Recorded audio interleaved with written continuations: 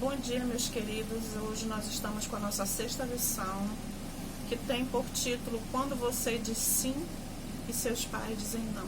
Esse é um título bem pertinente a todos vocês, não é mesmo? Primeiramente nós vamos orar, pedindo ao Senhor cobertura para o nosso estudo e para que Ele esteja no meio de nós nos orientando.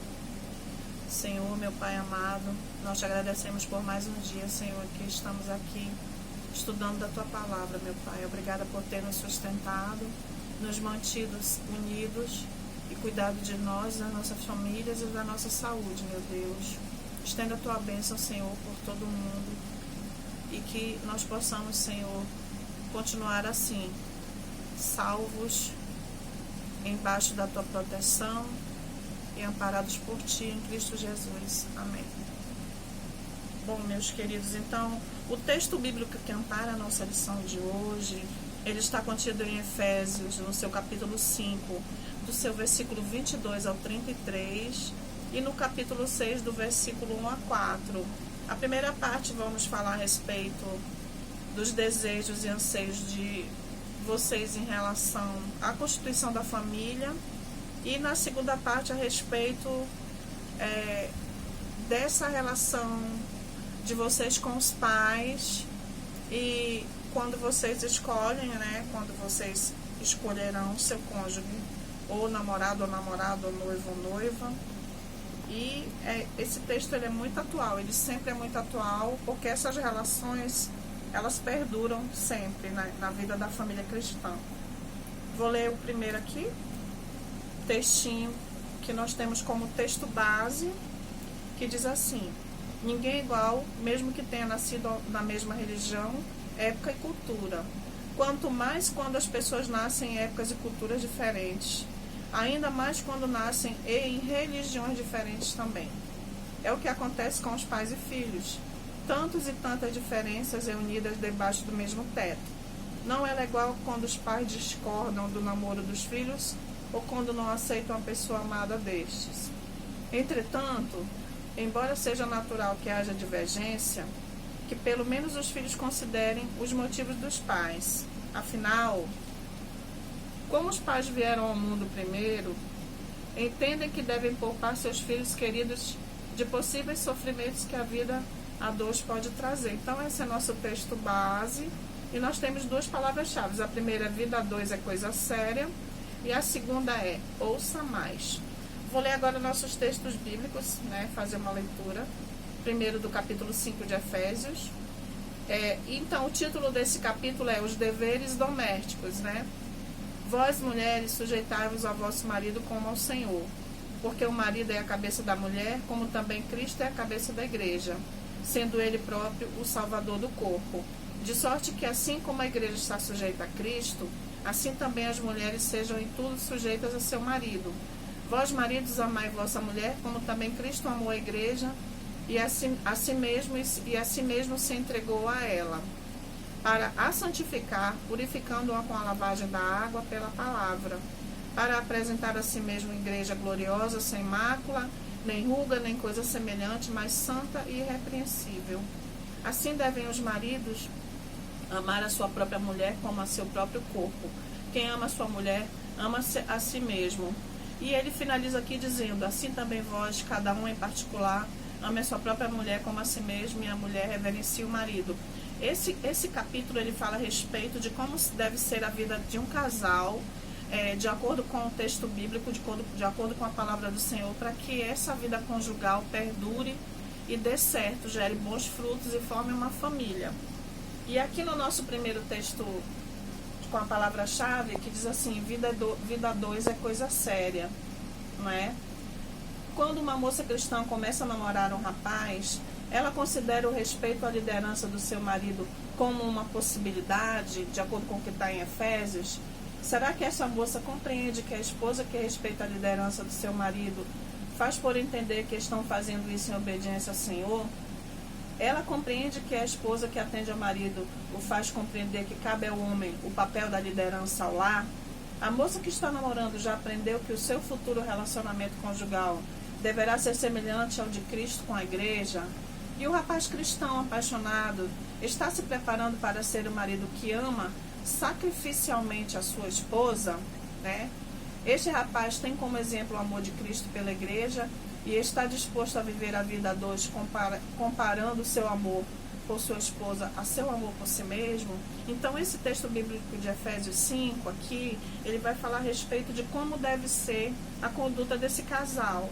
E esse texto aqui referencia o que está escrito nesse texto bíblico de Efésios 5. Porque quando um casal resolve casar-se, não é? Resolve partir para a parte mais séria de um compromisso a dois, que é o casamento, eles devem estar cientes, tanto a mulher do seu papel como esposa, submissa ao seu esposo, quanto do papel como provedor, como o chefe, né, da família, como está descrito aqui, né? Então, só que quando a gente fala a respeito disso, muitas pessoas entendem que a moça se submeter ao marido no casamento quer dizer ser subjugada a ele, né? Se deixar subjugar por ele. Não é nada disso. Não é nada disso que a Bíblia diz. Se deixar que o homem lidere a família, significa que cada um, especificamente, biblicamente, tem um papel dentro do casamento. E o papel da esposa é de ser submissa ao marido, no sentido de ela saber conduzir a família de acordo com o seu papel bíblico, de mãe, de cuidadora dos filhos, de ajudadora do marido, e o marido de protetor da esposa, da família e do lar. Então, cada um precisa desempenhar esse papel. E vocês sabem que nós vimos estudando isso ao longo desses, agora, nossos 6 estudos bíblicos, que fala exclusivamente a respeito de relacionamento entre jovens até o casamento e relacionamentos de filhos e pais, entre filhos e pais. Então, é muito importante que cada um saiba muito bem escolher o seu par, o seu futuro cônjuge, que o escolha de acordo com preceitos bíblicos, uma pessoa temente ao Senhor, uma pessoa que realmente tenha uma religião, que acredite em Deus, que queira formar também uma família juntamente com você e que tenha, principalmente, acima de tudo, o temor de Deus no coração e seja obediente a seus pais. Não tem aquele ditado que diz que nós devemos observar como o outro trata seus pais, porque como o outro trata seus pais, com o mesmo respeito, ele vai tratar você? Você já ouviu falar nesse ditado? Isso é muito certo, né? Eu já ouvi muito da minha avó, da minha mãe, das minhas tias, esse ditado que diz que quando uma moça ou um rapaz vai escolher o seu cônjuge, tem que prestar atenção em como ele trata seus pais e a sua família, porque assim você será tratado, assim você será tratada. O casal cristão que obedece às Escrituras prioriza o próprio lar em relação aos outros familiares. O cônjuge cristão sabe que o seu compromisso principal é com seu par e seus filhos. Tem também aquela famosa passagem que diz: deixar teu pai e tua mãe e vai construir o teu lar, né? É mais ou menos assim que então o casal precisa fazer isso.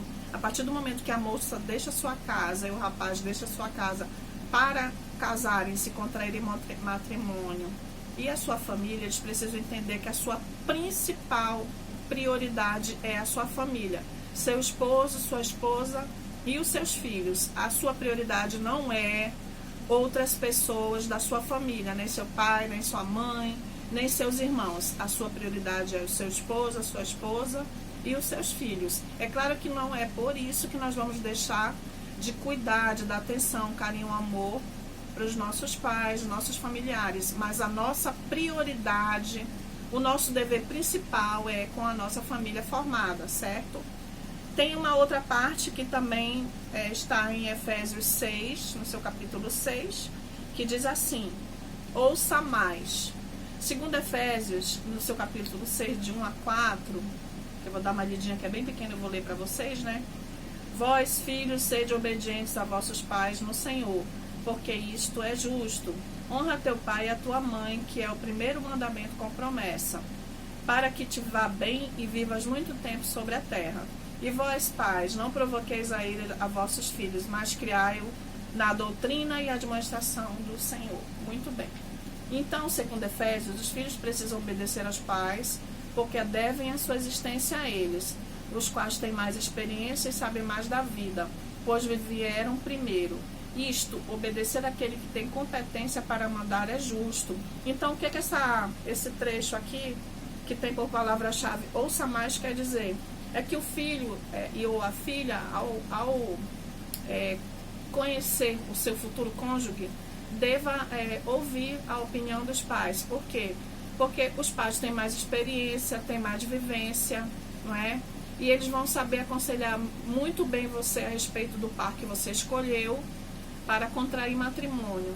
É claro que muitas vezes existem aquelas questões em que existem as exceções, mas você precisa ter sabedoria para entender a mensagem que seus pais querem lhe passar, porque muitas vezes eles, por lhe conhecer muito bem, talvez entendam que pode não ser o momento certo para que você contraia matrimônio, pode ser que você esteja numa relação imatura, que ainda não tem suficiente sabedoria para dar esse passo tão importante. Então, por isso, nós devemos ouvir o aconselhamento dos nossos pais na questão de contrair matrimônio, de escolher o seu cônjuge. Isso é muito importante, certo?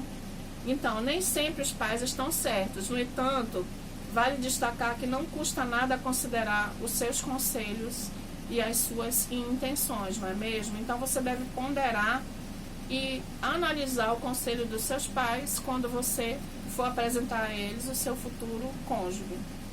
Conclusão: entre confiar na pessoa amada que surgiu há pouquíssimo tempo em nossa vida e confiar naqueles que cuidaram de nós bem antes de termos consciência do mundo que teríamos pela frente, o bom senso nos recomenda considerar o conselho dos pais e observar bem de perto a pessoa por quem nos apaixonamos.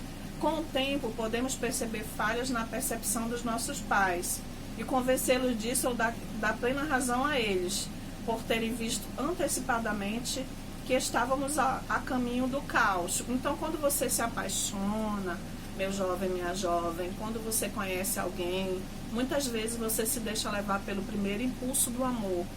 Mas o primeiro impulso do amor não é, na verdade, aquilo que vai precisar, que vai ser sábio priorizar a condução do seu relacionamento.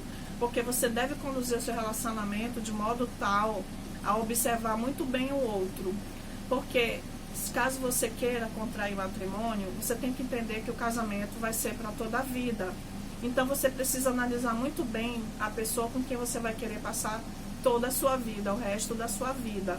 Por isso, escolha com sabedoria. Ouça seus pais e pondere, tá bom? Muito obrigada.